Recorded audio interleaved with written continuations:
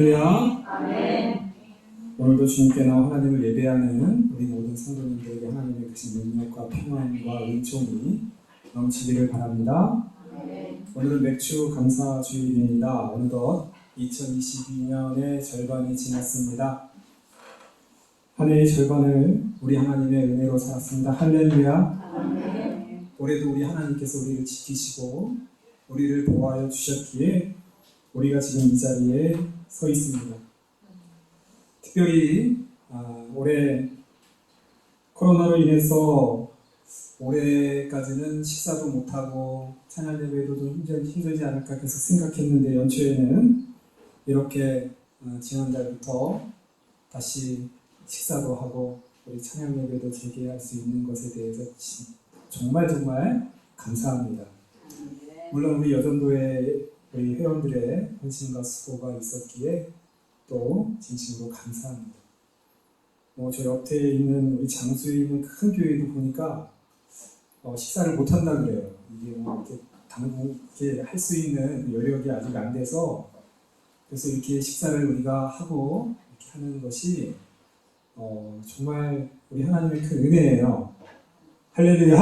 아멘. 우리 여전도의 헌신과 뜨거운 사랑으로 우리 상국교회가 다시 식사도 하고 찬양 예배 드리는 것 정말 감사합니다.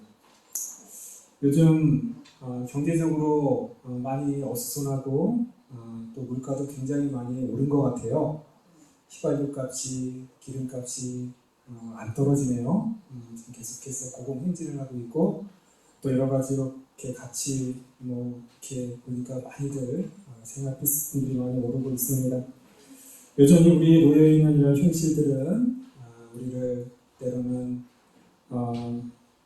걱정스럽게 그렇게 만들 수 있지만 우리 신앙인들은 어떤 환경 가운데에서도 하나님께서 우리를 도와주신다. 할렐루야. 아멘. 그런 믿음으로 살아가야 마땅하다라고 생각합니다. 여전히 지금 이 세상에는 여전히 하나님을 예배하고 싶어도 예배하지 못하는 많은 나라들이 있어요. 북한에도 아마 있을 거예요. 지하에서 남몰래 눈물을 흘리며 하나님을 섬기는 그런 성도님들이 있을 거예요. 중국에도 있을 것이고 또한 이슬람 지역에도 있을 것이고 전 세계는 아직도 우리가 생각하는 것만큼 우리가 이렇게 평범하게 이렇게 누리는 이것조차도 큰 은혜로 도저히 상상할 수 없는 사람들이 지금 많이 있다는 것입니다. 우리는 늘 우리 주님께 감사해야 합니다. 우리의 신앙은 늘 하나님께 감사하는 신앙이 되어야 합니다. 오늘 말씀은 특별히 이스라엘의 순례 시편이라고 합니다. 이스라엘은 매년 3차례, 3번 명절이 다가오면 이스라엘의 모든 남성들은 예루살렘에 와서 하나님께 제사 드려야 해요. 이건 하나님의 법이에요.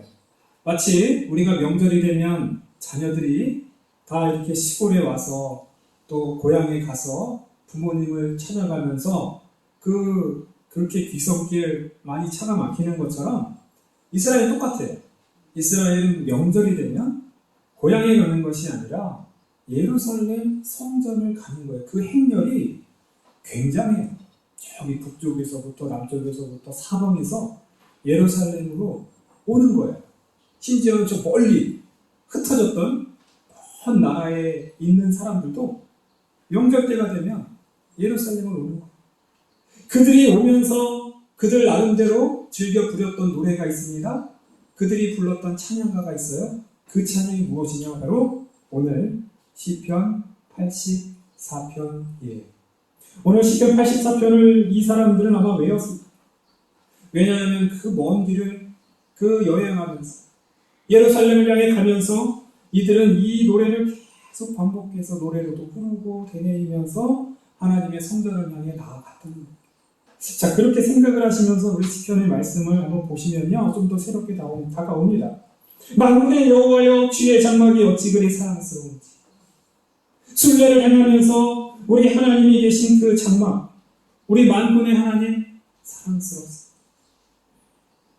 2절 내가 내 영혼이 여호와의 궁전을 사모하여 쇠약하며 내 마음과 육체가 살아계시는 하나님께 부르짖나이다. 얼마나 우리 하나님의 성전 사모하면 쇠약할까?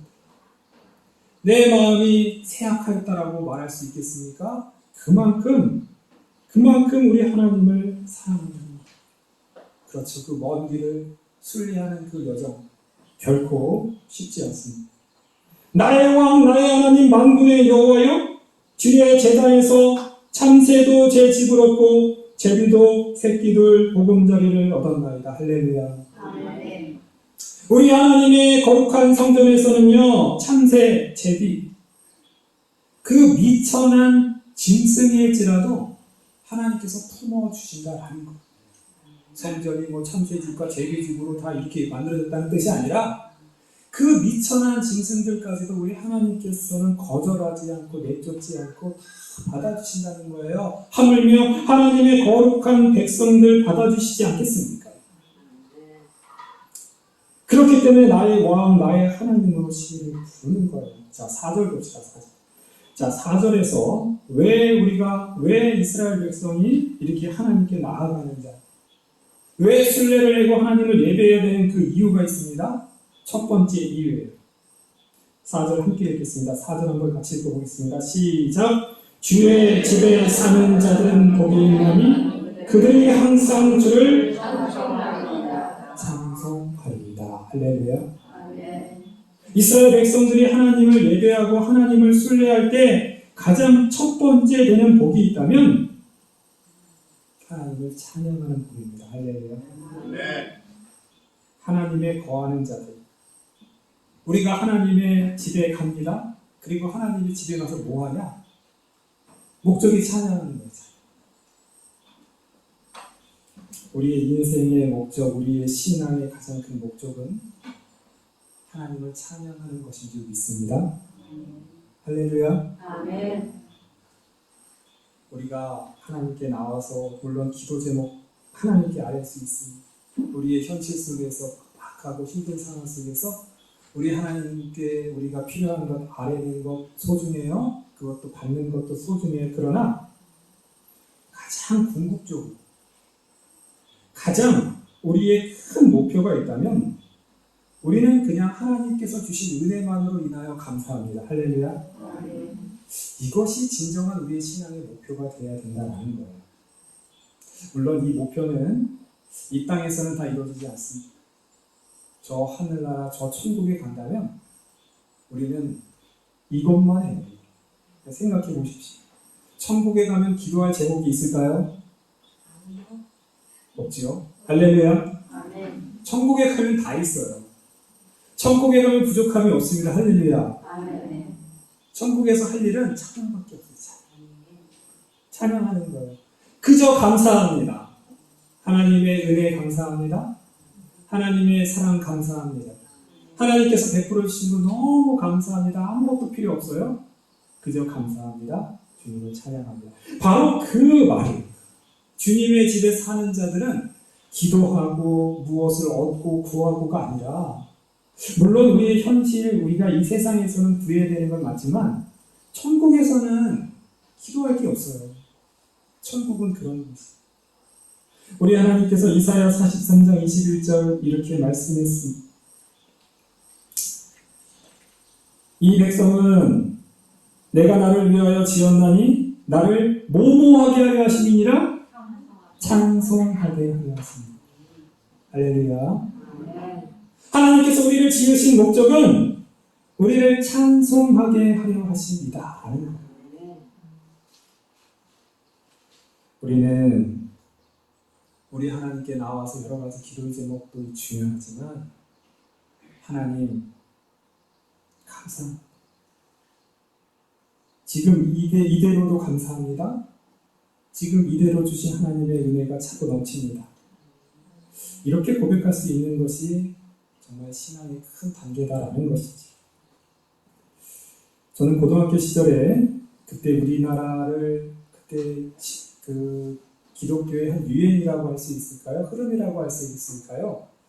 그때가 이제 경배와 찬양이라는 그 아주 큰 물결이 우리 대한민국을 휩쓸 때 저는 고등학교 생활을 했어요. 그 전에는 기도원 운동이 있었다면 제가 고등학교 생활을 했던 1990년대 그때는 소위 그 서울에 있는 온누리교회라고 있어요. 거기서부터 시작했어요. 경배와 찬양. 거기서부터 이렇게 아주 뜨겁게 찬양하고 경배하는 그런 운동이 일어났어요. 그래서 전 이렇게 지역으로 그래서 큰 이렇게 교회마다 이렇게 목요일 날이나 화요일 날 경배와 찬양하는 그런 운동들이 막 일어났어요. 이게 찬양하는 거예요. 예배하는 거예요. 그 고등학교 시절에 그 학교에서 우리 친구들이랑 막 얘기하다가 이제 그런 곳에 이제 가끔 자주는 못 가죠. 거리가 있으니까. 그래도 가려면은 차를 몇 번이나 갈아타고 이제 서울에 가야 하니까 또 갈 때 그 대중교통 이용하면 거기 오는 그 청년들 학생들이 많아서 그냥 버스가 그냥 10,000원이에요. 그 예배당에 이렇게 가면은 그 조경부터 해갖고 큰 교회니까 휘황찬란해요. 그리고 화려한 연주를 하는 악기들, 드럼, 기타, 이렇게 그냥 휘황찬란합니다. 그리고 맨 앞에는 그 아주 예쁜 옷을 입은 우리 청년 누나들, 하얀 옷을, 그게 다 맞춘 것 같아요. 하얀 옷을 입고 아주 그렇게 천사처럼 생긴 그 찬양단들이 이렇게 와 춤추면서 이렇게 찬양을 하면 마치 천국 온 것 같아요. 천국 온 것.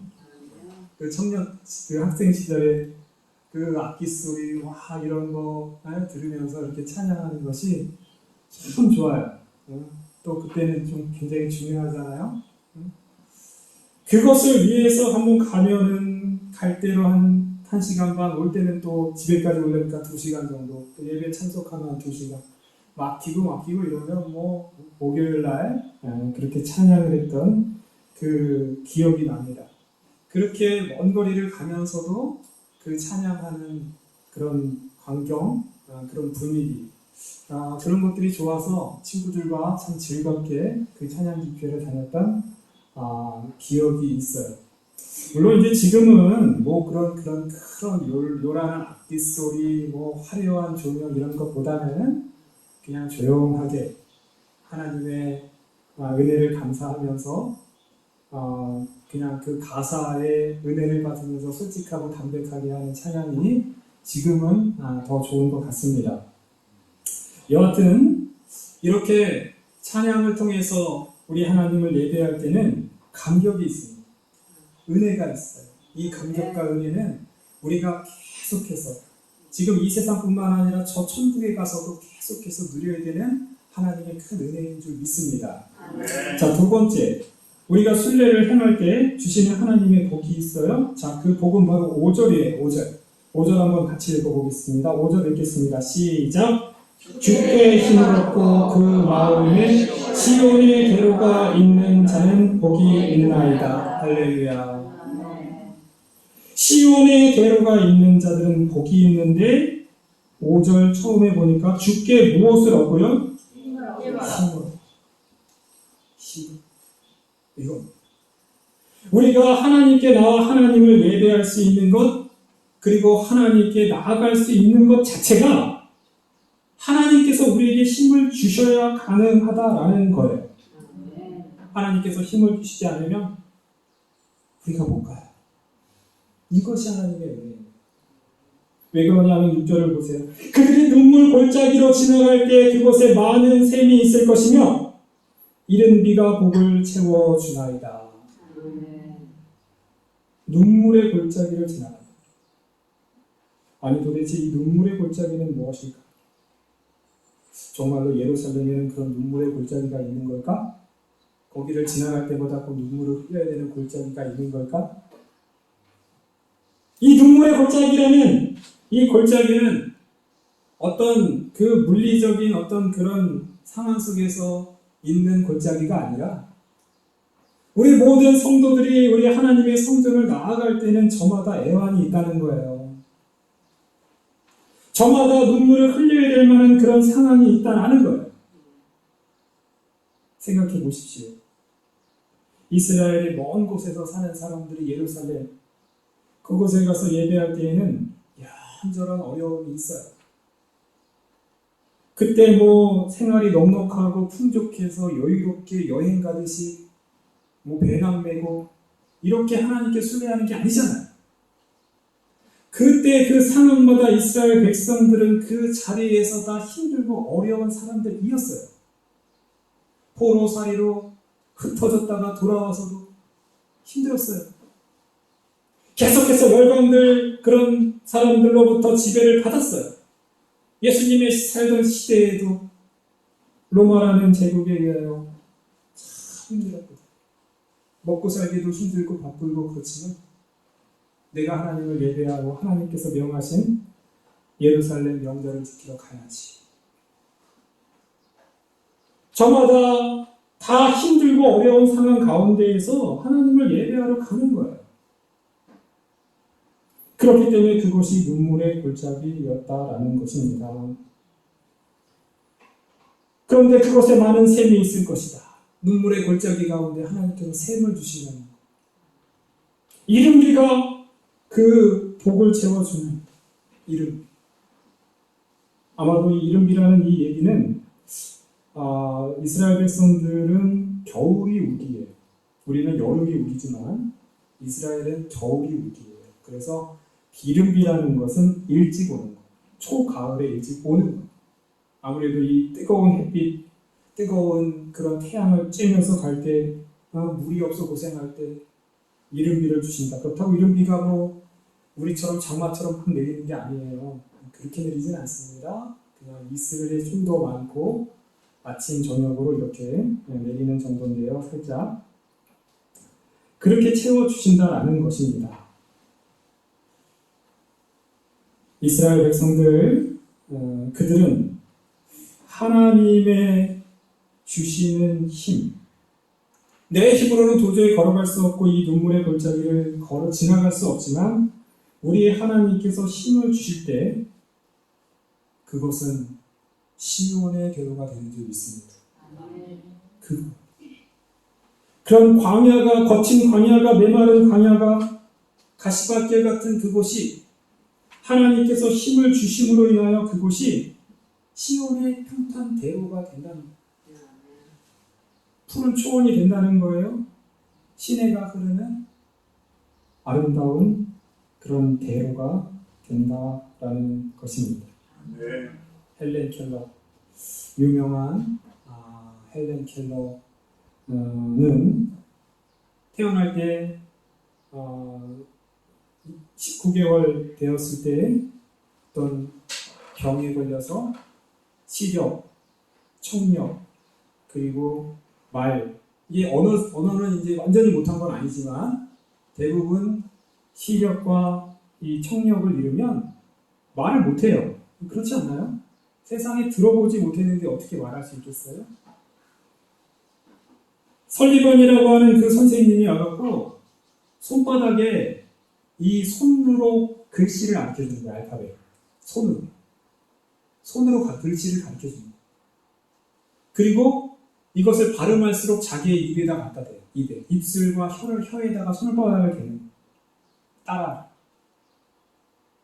그 물을 이렇게 펌프질 해갖고 물을 틀고 그걸 손으로 만지게 해요. 그러고 나서 그거를 손바닥으로 물이라고 써요.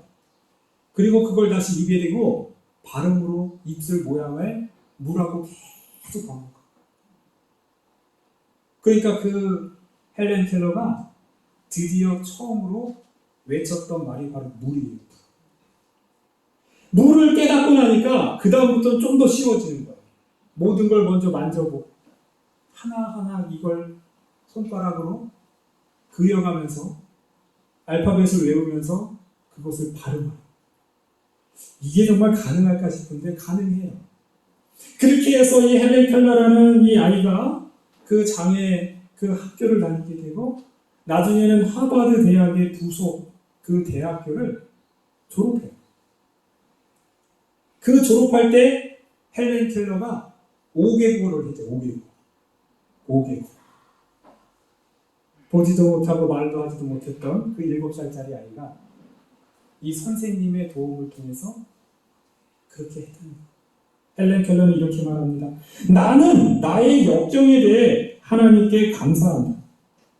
왜냐하면 나는 역경 때문에 나 자신, 나의 일, 그리고 하나님을 발견했기 때문이다. 할렐루야.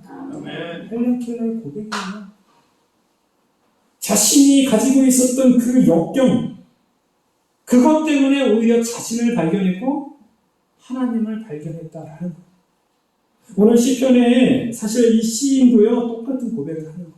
이 눈물의 골짜기가 있었기 때문에 하나님께서 주시는 힘을 받았습니다.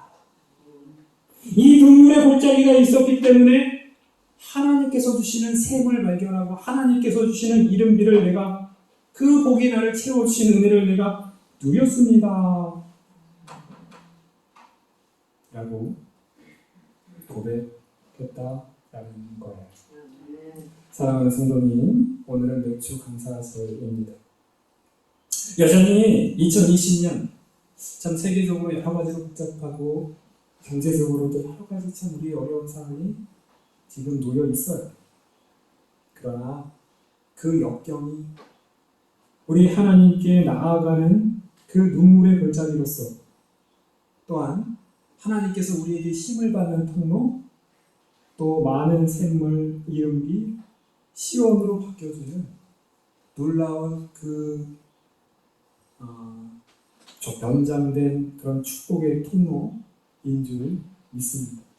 우리 남은 2022년도 우리 하나님께 나아가 어렵고 힘들고 어려운 상황이 많을지라도 우리가 꿋꿋하게 헤쳐서 우리가 하나님 저 천국에 이르러서 다른 거 다 필요 없습니다. 오직 하나님만 찬양하겠습니다 하는 그날이 올 때까지 우리가 계속해서 우리 저 천국으로 나아가는 순례의 여정 가운데 승리하시는 우리 저와 여러분들을 간절히 축원합니다.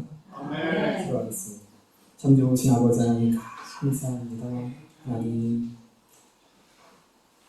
2022년 참으로 어렵고 힘든 상황 우리가 살고 있지만 그래도 하나님 지금까지 인도하여 주신 은혜 감사합니다.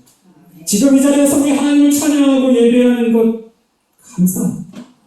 하나님 우리에게 눈물의 골짜기가 있습니다. 그러나 그 눈물의 골짜기가 우리 하나님께서 주시는 시온의 대로로 변화되는 줄 믿습니다. 우리가 저 천국에 이르러 다른 것 아무것도 필요 없습니다. 오직 하나님만 찬양하는 그때가 이르기까지 우리에게 주어진 이 신앙의 여정 우리가 끝까지 우리 하나님만 바라보며 승리할 수 있는 주님의 거룩한 백성 되게 하여 주시옵소서. 예수님의 이름으로 기도합니다.